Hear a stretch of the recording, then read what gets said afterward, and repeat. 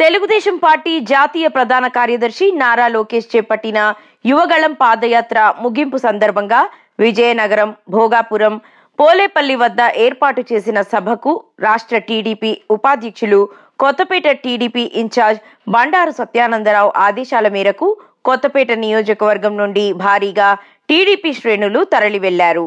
వందల సంఖ్యలో వాహనాలతో కొత్తపేట, రావులపాలెం, ఆలమూరు, ఆత్రేయపురం మండలాల నుండి నాయకులు, కార్యకర్తలు, అభిమానులు వెళ్లారు.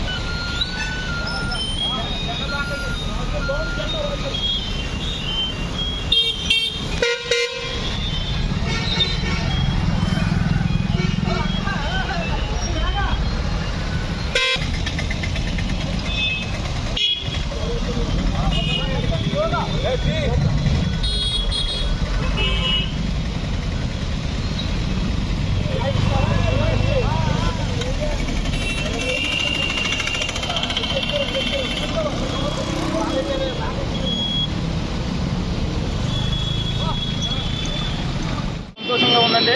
ఎందుకంటే కోనసీమ అంబేద్కర్ జిల్లా నుంచి 10 నియోజకవర్గాల నుంచి కూడా ఇంచుమించు 20 వందల నుంచి 3,000 దాకా జనం 10 నియోజకవర్గాలు రావడం జరుగుతుంది.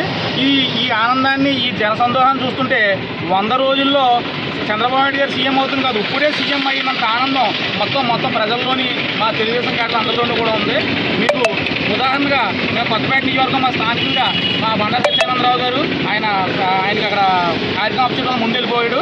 అందుకని చెప్పి మా కొత్తపేట నియోజకవర్గం ప్రత్యేకంగా ఇప్పుడు మేము మా మండల పార్టీ ప్రెసిడెంట్లు అయితే, మేమైతే, మొత్తం లీడర్స్ అయితే ఇంచుమించు 200 కారులతో దగ్గరగా 2,000 మంది పైకి ఆడుకుందని ఎదగిపోయారు. మీకు కలిపి ఇప్పుడు మన ఏదైతే నారా లోకేష్ గారికి యువకాలం ప్రజాకాలంగా సాగిన పాదయాత్ర ముగింపు సభకు విజయనగరం జన సంతోషంతో వెళ్తున్నాం.